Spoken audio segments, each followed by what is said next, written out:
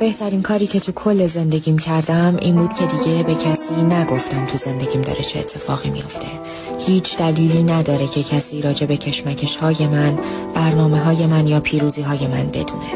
من به هیچ کس هیچ توضیحی بدهکار نیستم.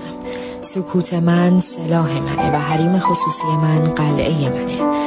بذار حدس بزنن، بذار کنجکاو بمونن، بذار در موردت حرف بزنن، من اهمیتی نمیدم.